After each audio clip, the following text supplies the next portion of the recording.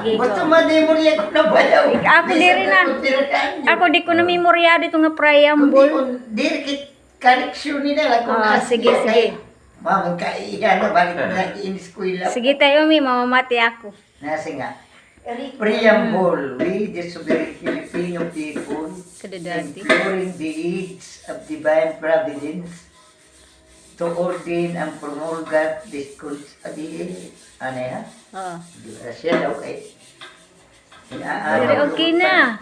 Preamble, we the sovereign Filipino people, imploring the aids of divine providence to establish the government that shall embody ours ideal, promote the general welfare, conserve and development of our nation.